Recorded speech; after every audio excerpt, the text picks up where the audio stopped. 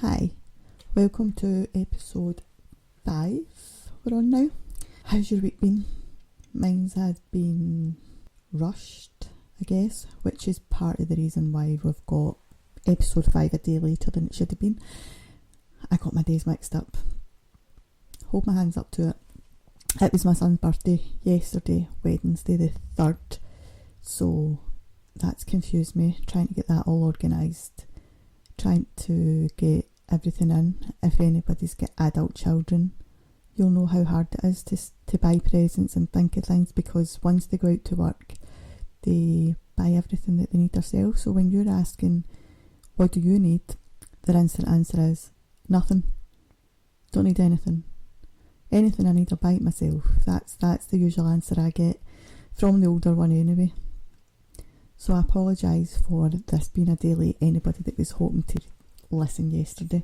Then last night, obviously, we were celebrating.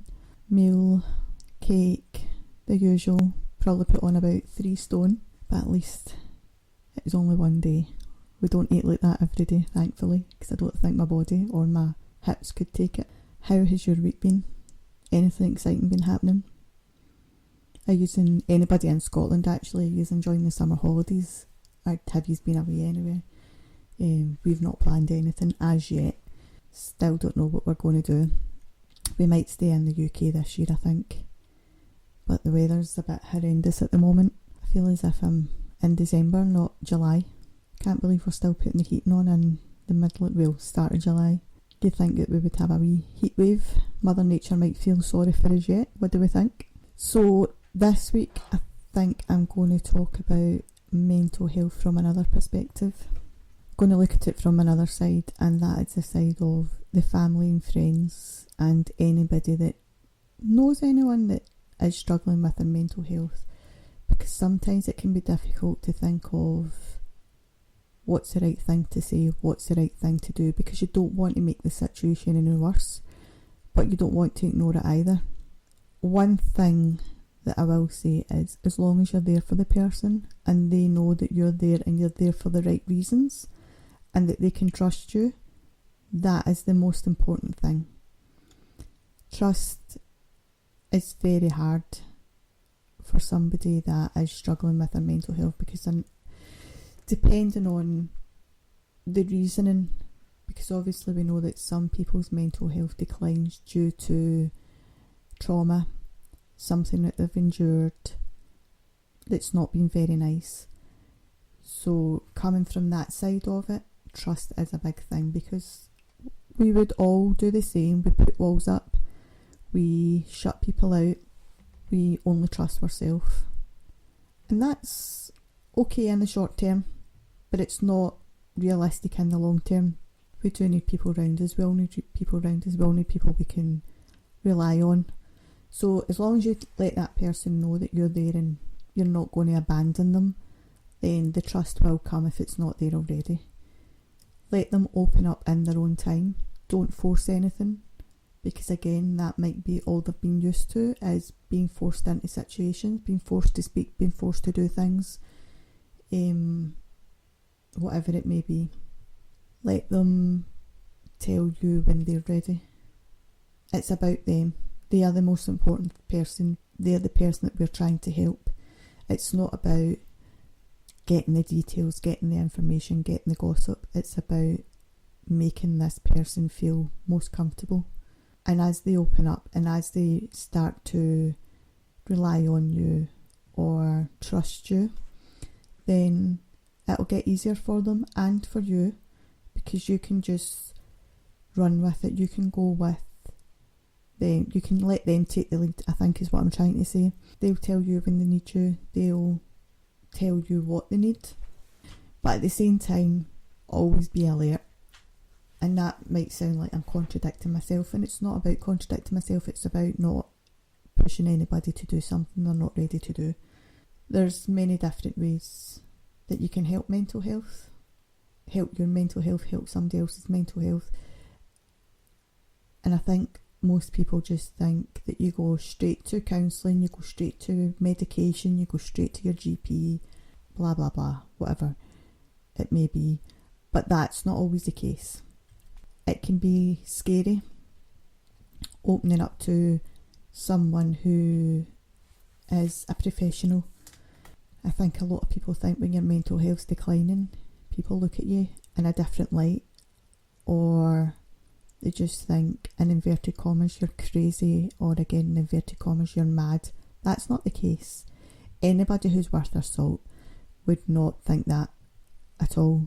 Anybody who, one, has experienced having difficulties with their mental health, or two, who is true professional and has empathy, will not think that of you. Another thing people think is that you're automatically going to be sectioned, committed to hospital, however you may describe it. And again, that's not always the case. That is the very last resort. The time when you would potentially be advised or sectioned within a hospital basis would be if you are, 1, at risk of harming yourself, 2, at risk of harming other people, whether it be people you know or complete strangers. It doesn't matter. And again, that's not always something that you can control.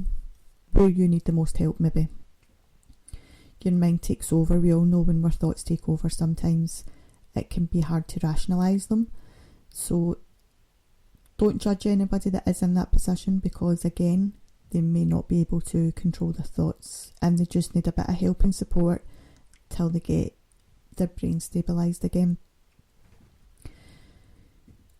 When you're speaking to somebody about potentially asking for help, you need to find out first what sort of help they need, what sort of support do they need. Do they just need somebody to talk to open up and to get that sort of weight off their shoulders? Or do they feel as if they're spiralling and they need a bit more? So if somebody just wants to open up and talk, you might be the perfect person, because you might just be there at the right time. They might feel as if they can tell you part of it, but maybe don't want to fully open up to you. And again, that's not a bad thing, because sometimes it may be too hurtful for them and they don't want you to hear some of the things that they've got to say, some of the things that's going on in their head, because again, they don't want to be judged. And no one should ever be judged anyway for struggling with any kind of health reasons. You wouldn't judge somebody if they had a terminal illness or if they had any kind of illness, so why should you judge somebody just because you can't see the illness or you don't know much about it? So going back to helping them, ask them if they want to open up to you, or if they want to start opening up to you, and take it from there. Ask them if they would prefer to open up to somebody that they don't know, which again, that would be going down the sort of professional route. If they say yes, then your first protocol would be potentially your GP, unless they decide to want to go down the private route and go through a private counsellor or a private psychologist, psychiatrist. All these things are easily accessible, but they do come at a cost. Obviously, if you go to your GP, and this is within the UK obviously, other countries your health service may be different, but within the UK, then if you go to your GP, you're obviously going to hopefully be put on a waiting list, but I do know the waiting lists are very long at the minute, mainly due to funding being cut. So that's why a lot of people will go to a private counsellor or a private therapist. Another thing that may be useful, but not everybody wants to go down that route, is obviously medication. Medication isn't something that should jump into lightly. It's not something your GP will prescribe straight away either, because we do like to see you try and help yourself. There's other ways to help your mental health that doesn't involve medication, and that's not your GP saying, nope, I'm not giving it to you, you don't need it, you don't deserve it. That's just them saying we need to kind of see how severe this is, because sometimes you can have a little blip in the moment and it might only last a few weeks, it might last a couple of months, but going through certain processes, then you can maybe figure it out yourself or with the help or the support of others. But then there will be the people who have long-term mental health issues, which can go on for months, years. Some people it does last a full lifetime, and that's the people who potentially need medication. Again, your medication, you may only be prescribed it short term, you may be prescribed it long term, it may be indefinite. A lot of people are scared to take medication because they don't know what they're taking, and two, they're scared that it's going to overtake their thoughts. They won't be themselves, and this isn't always the case. I am a big advocate for meditation, for holistic therapies, for doing things out with medication, but I am also a big advocate for medication as well, which not a lot of people in the private sector, or at least the holistic sector, will say, because they do prefer not to go down the medication route. But I know personally how well medication can work and can change your life. I've been on medication on and off throughout the years, and I'm not ashamed to admit it. If I feel I need it, I'll speak to my doctor. When I think I don't need it, again, I'll speak to my doctor, because you don't want to just come straight off it, because that can cause a whole lot of other issues. But that's down the line. So yeah, medication can be short term, as we said, which means you just need it for maybe a few months, and then you'll be reevaluated, see how it goes. Some people, they might need it for years, and that's not on you. That's not because you're not doing anything right. That's just what you need.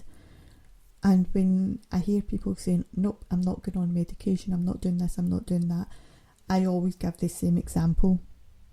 And it's, if you were to have a long-term illness or some kind of life-changing illness, then would you take the medication? For example, if you had a heart condition, would you take medication if you had liver, kidney disease, anything like that? If you had asthma, would you take your inhaler every day? And God forbid, touch wood, it never happens to anybody that's listening or anybody, but if you had a terminal illness like cancer, would you take the medication that could potentially save your life, keep you alive? And I'm sure everyone, if not 99.9% of the people listening, would say yes. If it was going to save my life, I would definitely take the medication. So then my next question to you would be, why would you not take medication to help your mental health? As we know, there are many people daily who take their own life due to the position they've found themselves in through their mental health issues, through the thoughts that are going on in their head. So you taking a medication that's prescribed for that exact reason, or a similar reason, again, could save your life, because if that then helps with the thoughts going on in your head that's telling you to do something that you know fine well, if you were of sound mind, you would not be thinking these things, or you would not be contemplating these things.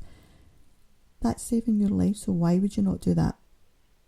Why would you not take a medication that's potentially going to save your life, albeit in a different way? And I don't really want to be morbid about it, so I'll not talk too much about that sort of side of things. But we all know there's many other ways that we can help. There is many other things that can affect your mental health can affect, in your daily life. So not just your thoughts, your feelings, your trust. As we spoke about earlier, it's very hard to trust somebody when your thoughts aren't as they once were. It can be hard to leave the house. Sometimes we lock ourselves away. We don't want to see the outside world. We don't want people seeing us. You've got things like agoraphobia. Sometimes it's just, and not just, I'm not making it sound any less than what it is, but sometimes anxiety can stop us from leaving the house. There are ways you can help people in that sense, so maybe asking them if they want to go out a walk with yourself, even if it's just a 5-minute walk round the block. Maybe they would like to go shopping, but they don't feel comfortable going on their own in case they start to panic, in case they feel a certain way. So maybe when you're going shopping, you could ask if they want to go shopping with you. There could be an appointment they want to go to, but they don't know how they're going to get there because, again, anxiety, thoughts, whatever is taking over. Maybe you could be the person that goes to their appointments with them. You don't have to go into the actual appointment, but just guide them there. Be their person, be their right at hand that they feel is missing. Be that crutch that they need. In the short term, long term, however it may be. And it might be that you can't do it all the time, but maybe if there's a group of friends, a couple of family members, and you could maybe rotate it. One person takes the person 1 week, somebody else takes them the next week. However it may be. Maybe somebody lives closer that prefers going shopping, and they could do that, and then somebody else could take them to the appointments. However you may find, however you might work it. Everybody does things different. They might not even want that kind of help, but just asking them shows them that you care and that you're noticing things. When it comes to appointments, there can be different ways now. Not all appointments are face-to-face, especially if you're paying for your appointments. You can usually choose whether you want it face-to-face or virtually. I think a lot of doctor surgeries are still doing it that way as well. When you phone up for an appointment, you can be asked if you want a face-to-face appointment or do you want a phone consultation. If you feel that you are not quite ready to go outdoors, or that maybe that's the one day that you don't have somebody to support you to take you to the appointment, then you could ask for a phone call. If that's what gets you that initial step to asking for help or support, and that's the only way they can do it or you can do it, that's absolutely fine. Again, you're not going to be judged on it. When it comes to therapy, there's 3 ways that it can be done. Bearing in mind, all therapists are different and they may not all work this way. I know personally I do. So you can have face-to-face consultation. Sometimes face-to-face consultation can be within the practice, if it's sort of NHS or healthcare based. If it's private, it may be within an office or a home, wherever it may be. Some therapists may be willing to come to your home. If you really can't leave the house, you may be able to get a home visit. This is worth asking for if you are struggling, especially at the beginning of your therapy. Another way you could do it is the same as with your GP. You could do it over the phone if you really don't feel as if you can face anybody yet, but you want to talk, you want to open up. And the third way is video call. Technology is all different now, so video call would still be almost the same as having a face-to-face. It's almost that in between of a face-to-face and a phone consultation, because you're face-to-face in the sense that you're facing each other on camera, but you're not with each other, so you're talking over a screen, which is in a sense a bit like talking over the phone. But it still gives you a chance to open up, get a guide of, or a sense of how much you think you can open up to this person. Again, even with your therapist, trust has to be there. You have to have some kind of connection. If you don't feel a connection with that person, I wouldn't say straight away. Give it a couple of appointments, because sometimes we can have a sort of wall up, we can have our back up, we can be very defensive. So we don't always pick up what that person's really like and how much we might connect to them. The same as when you first start dating, I suppose. You don't fully get a vibe for the person. Give it a few appointments. If you really feel as if you can't open up to that person, or you're not clicking with them, whatever it may be, if it's through your healthcare system, NHS, whatever it may be, then you could potentially ask for a different therapist. You're not guaranteed to get one. You would need to explain why, and I guess it depends on waiting lists. If it's private sector, then obviously it's just a case of you not making any more appointments and then booking in with potentially another therapist. Always put yourself first, or always put that person first. Make sure everything that is needed to be done is done. Another thing that can affect your mental health is your personal upkeep. So we've spoke about if they struggle to go out, then you could potentially be taking them out and about, or whether it be to the shops or to appointments, whatever it may, or just a walk round the block. But their personal upkeep can be affected as well. And it's not a case of just going in and saying, oh, you need a bath, you need a shower, you're starting to smell, anything like that. Because again, that makes them think that you're judging them. So you want to think of it in a different way. So you could maybe be saying things like, would you like to get your hair done? Would you like me to do any washing for you? Is there any jobs round about the house you want me to do? Even buy them like a nice little pamper set where they could be having a nice relaxing bath with bubbles in it. There could be a face mask in it, a nice candle, something like that. And that's not you saying to them, right, go get washed, or you're letting yourself slip, anything like that, because that can be quite embarrassing for that person.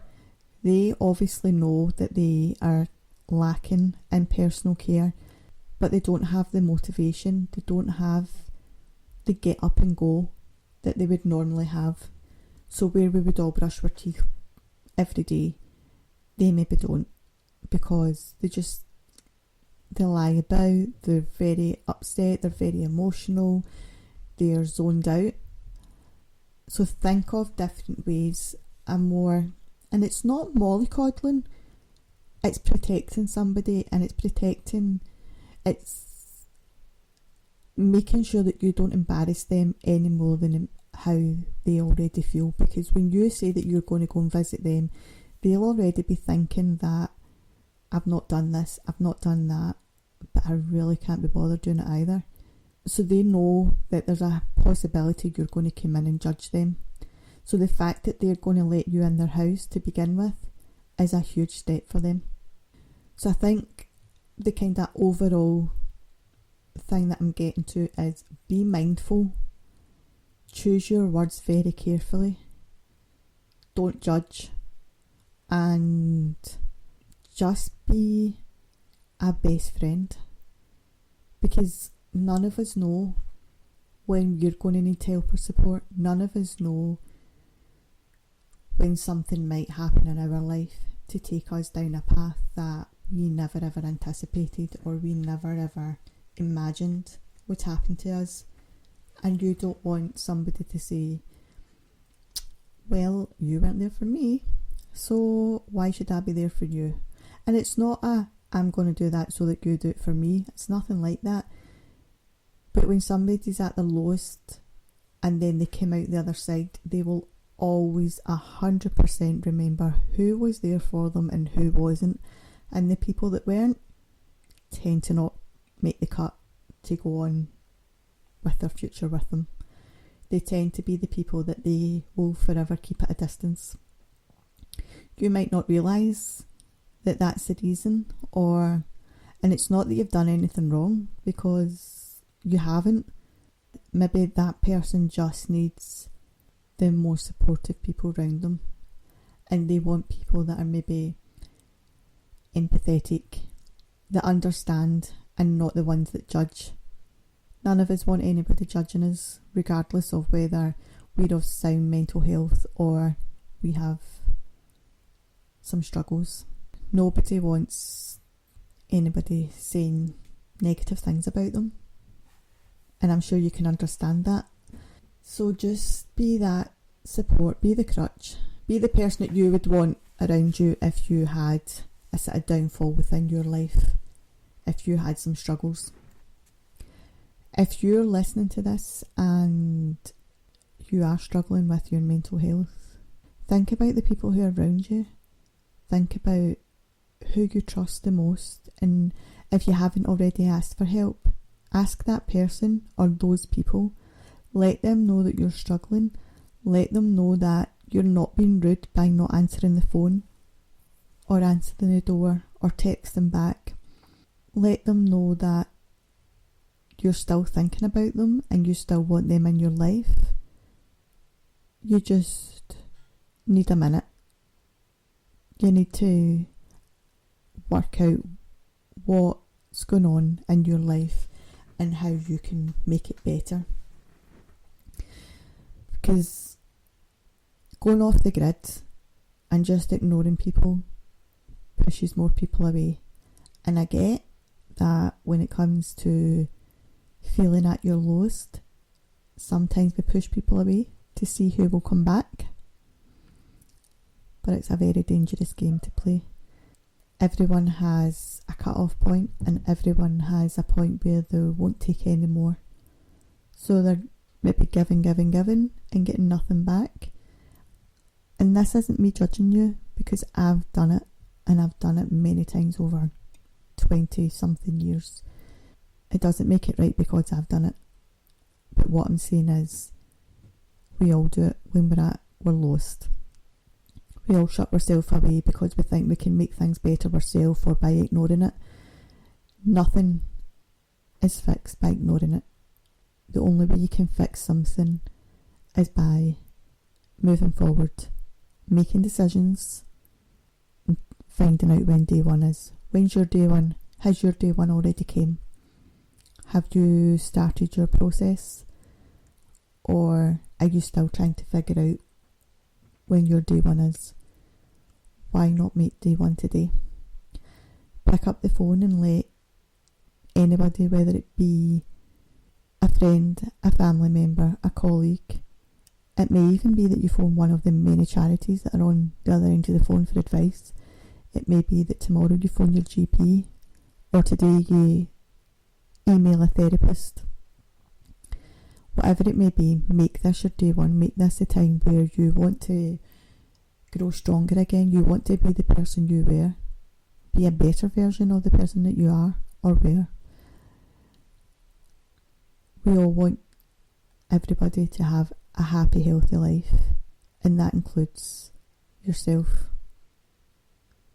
And it can be the happiest, healthiest life you've ever had. I know that now, 20 something years on, from when I first started struggling with my mental health, I am probably one of the best versions of myself. That doesn't mean I don't struggle anymore. I still struggle. I still take daily medication. I still have to take the same advice as I give to my clients. I still have to go through the same procedures that my clients have to go through, and anybody that's struggling with their mental health goes through. There's ways that we can help ourselves, and I still do that every single day. Some ways to help yourself can be writing down your emotions. Meditating can be a very good one, very beneficial. Speaking about what's going on in your head and don't hold it into yourself. Recognising when you start to feel yourself spiral or you start to feel your thoughts changing. Because the sooner that you can recognise that, and obviously the longer that you've struggled with your mental health, the easier I suppose it would be to recognise when your thoughts are changing. Then the sooner that you recognise that, the sooner that you can start getting the support that you need again. And you might think that because I'm a therapist, stroke counsellor, that I recognise it much sooner than anybody else would. That's not the case. I can recognise it in other people. It doesn't necessarily mean that I recognise it in myself any quicker than what you would. But I have learned over the years what works for me and what doesn't.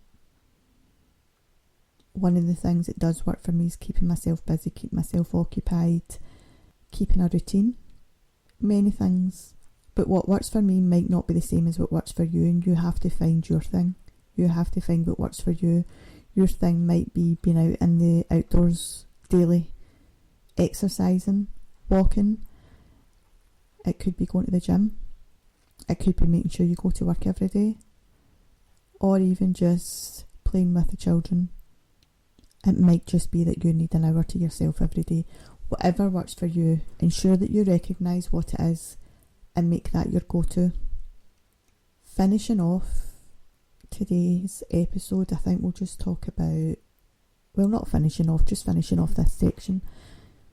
If you're unsure about a friend or a family member and whether they are struggling and you don't want to approach them because you don't know the right thing to say, or you don't know how to go about it, you don't want to offend them, whatever it may be, or maybe you know that you've got a friend or a family member who's going through a certain situation that is upsetting, whether it be grief or whether it be they're going through a marriage separation, relationship is broken up, maybe they've got children that have just left the house and they're having empty nest syndrome, it could be menopause, many things that can affect people every day. That doesn't mean to say that they're going to end up with, in inverted commas, mental health issues, but is making them feel a certain way. You can email myself and I can give you as much advice as possible. We could talk about it over the phone. Obviously there's no fee for asking questions, but if you want to email into the podcast, it is rebootyourthoughts.podcast@gmail.com, or you can message any of the social media pages and we can figure out the best way to discuss it with you, whether it be over email / message, or whether it be I give you a call and try and help you figure out the best way going forward. I don't mind helping. I would love to have a magic wand and make everybody better, but unfortunately life isn't as simple as that. But yeah, let's see how many people we can help and all be there for each other. I think that's the best way to think about it, is be kind to each other. And be kind has been a big thing over the last few years. A lot of people, you hear it all the time, and it's very easy to say be kind, but it's the actual being kind that a lot of people find more difficult. So yeah, be kind to friends, family, strangers, anybody. There's no need for any kind of hatred towards people. If you feel that way towards somebody, just don't speak to them, just don't interact with them, just walk away, swipe off the app, swipe off their page, whatever it may be. Just don't entertain it, because it's going to rile you up, I suppose, and to an extent it's not going to bother them as much. They maybe laugh at you, or they maybe just forget about what you've actually said, and they just won't give you the time of day. But you're going to constantly think about that for the rest of that day, and potentially a lot longer. Building each other up is another thing, which is about building each other's confidence. So if somebody is going for a job interview, college, uni, whatever it may be, let them know the skills they've got. Let them know that, well, this is what you've got that you can take into this job. Let's do role play of your interview. Help them, help each other, because people that we care about, people that we love, people that we have round about us, we want the best for them. So why wouldn't you want to help somebody get the job, the college course, the uni course that they want to be in? Help them with that. If somebody's about to be a parent and they're panicking, let them know all the good qualities they've got to make them amazing parents, the parents that they are destined to be. There's many other situations where we can build each other up, but that's just a few examples. If you're thinking about what I said earlier on about the whole medication thing and you still think that that's not your thing, that's absolutely fine. There are many holistic therapies out there, and I think we spoke about them slightly last week. I don't know if you've listened to last week's podcast or not, but we kind of touched on it slightly. Again, I won't give any information or anything about any holistic therapies that I don't know anything about and that I'm not kind of clued up on. But meditation comes with huge benefits. It can clear your mind, clear your thoughts in that moment. It can re-energise you, kind of grounds you back to where you want your head to be. And if you've never meditated before, you might think, oh, that's not for me, or I don't know how to do it properly. It's very simple once you know how, and it doesn't have to be 10, 15, 20 minutes. It can be 30 seconds. It can be 10 seconds at a time. It's all about your breathing. It's all about not thinking, clearing your mind, having that sort of empty space in your head, which most people that know me will probably say I've got 24/7, but hey ho. But yeah, it's clearing your mind. It's taking that moment not to think about whatever's troubling you and getting your breathing techniques corrected again. Breathing in and breathing out. There's a few YouTube videos, or many YouTube videos. If you're unsure how to do it, go on YouTube, have a wee scoot about, have a wee look to see what one you connect with.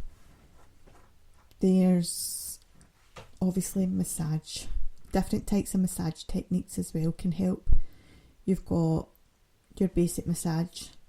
You've got obviously Indian head massage, hot stone massage, cupping therapy massage. There's lots and lots, and they all have benefits towards your mental health, along with many ailments that you might have. So they can help with anxiety. In that moment you're relaxing, you're going to be re-energised, the same as with a meditation but in a different way. You've also got things like Reiki. Now again, I'm not fully clued up on that, but we may touch on that next week and I'll speak about that shortly.